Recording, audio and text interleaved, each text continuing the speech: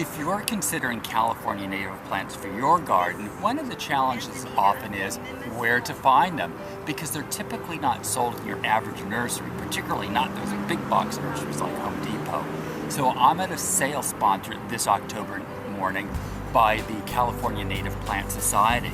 I found this handsome Dudleya that will be going into my garden this fall.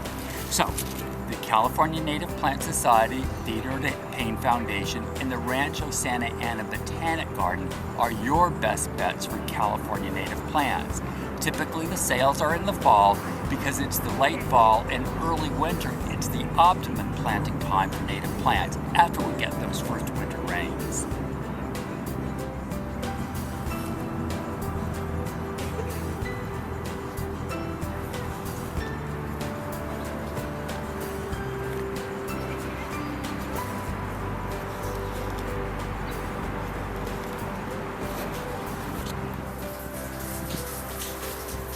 Well, finally, some winter rain. Well, it's actually a spring rain. This has been such an unusual year. It's been so mild, warm, and dry in Southern California. So we're finally getting some real rain. It just happens to be spring. But this is the nourishing moisture that my garden finally needs to sustain it through the rest of the year.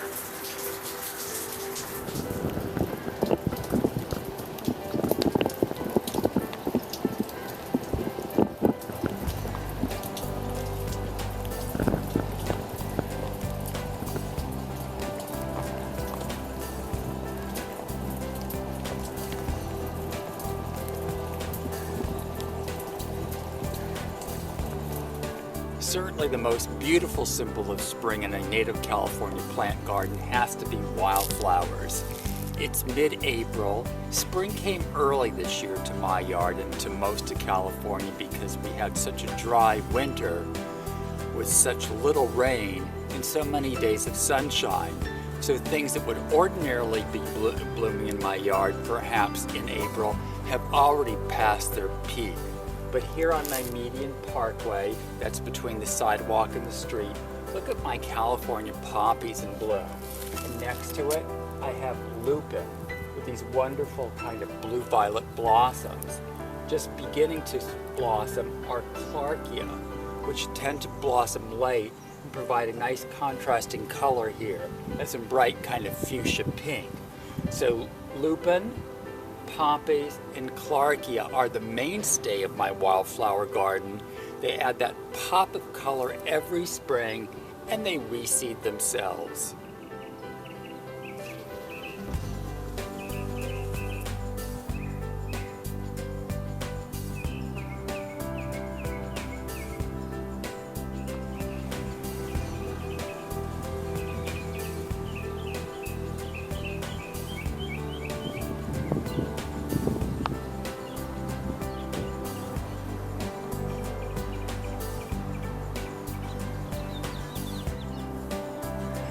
These beautiful flowers are called penstemon. It's a large family of blooming plants. This one is a hybrid, meaning it probably didn't grow this way in the wild, but it was developed by horticulturists from a native plant strain. This one they refer to as snowdragon, and I love these beautiful white blossoms because I have so much in my garden that's so colorful. It's nice to see something that's just a simple glowing. These plants are yuccas. They're among my favorite plants in Southern California. Now these plants didn't start here. They actually started as yuccas growing up in the San Gabriel Mountains. No, it's not what you think. I didn't go with a shovel and dig them up, but I did harvest yucca seeds from a dying blossom.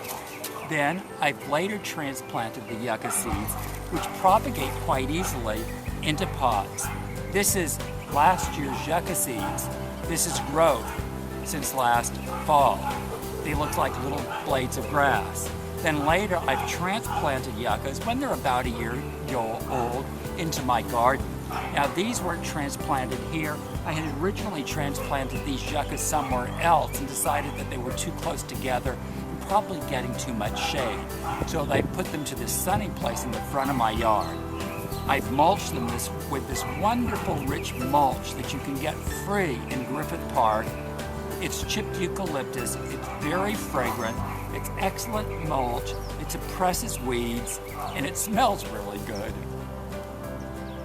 Now, this is an area of my yard that has always been a challenge. Take a look at it. It's the parkway strip. It's right between the sidewalk and the cars. So you know it gets a lot of pedestrian traffic.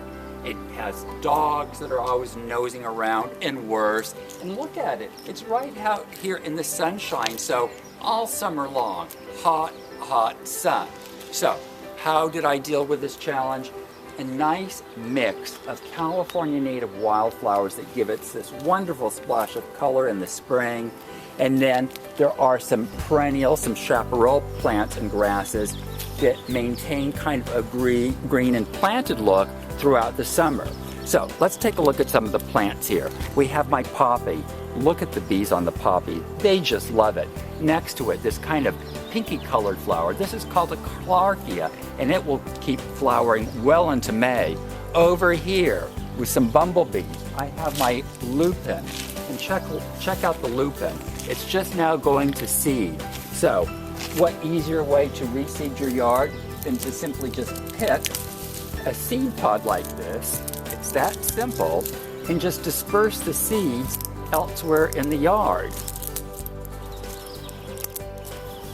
These are seeds. So if I want lupins to grow elsewhere, I just pick the blossom stalk once it's gone to seed, and I just reseed. So over here, now I have a California sage. It's just starting to bloom out right here. It has those wonderful lavender blossoms. It's very aromatic. Over here I have some grasses. They're called deer grass. I have a manzanita. It obviously likes it here. I see a lot of new green shoots. Now down here I have something called a California fuchsia. Granted, it doesn't look like much in the spring, but this is actually a summer bloomer. It has these wonderful bright red-orange little flowers, attracts bees and butterflies. They love it, and it makes this area colorful even in the summer. Then of course I have my ceanothus. Love these powdery blue blossoms, and so do the bees. Over here I have a volunteer. It's actually a native plant. It's in the buckwheat family. They call it St. Catherine's lace. You can see it's just starting to set out these odd, kind of creamy colored blossom bracts. And it's a hardy summer bloomer. And then over here I have this yellow flower. It's in the gum family, and some other things that kind of just round out this balance between wildflowers that won't be with us all year long, and then these chaparral plants that will provide an area of green and something that people will know, hey, this is a garden, it's pretty, but we also like it because it's so durable. Like other native plant gardeners, I love my native plant yard, but I also struggle with how to keep my yard looking colorful and vibrant during our dry summer months. Now this is a wonderful summer bloomer. It's a Zeuschneria, or sometimes called a California fuchsia. Take a look at these wonderful little blossoms that bloom all summer long without a drop of water. Hummingbirds love them. Now, native gardens aren't just about colors, it's sometimes about the subtle shades of green. We have hues that run to a vibrant, rich green to the more subtle, kind of slate colors. We have ceanothus, a wonderful evergreen plant. We have my white sage, my flannel tree. And it's not just about subtle shades of green, it's also about that wonderful chaparral aroma. Well, spring wildflowers can add a vibrant accent of color into your native plant garden. But the downside is they don't necessarily bloom all summer. One of the things that I do is I cut back my poppies when they start to get really leggy. What that does, it induces them to regrow and reblossom. So by taking this poppy and really pruning it down to a nub, I will encourage it to regrow and to actually blossom again. Another way to encourage blossoms is to deadhead. That simply means to cut off the faded blossoms to stimulate new growth.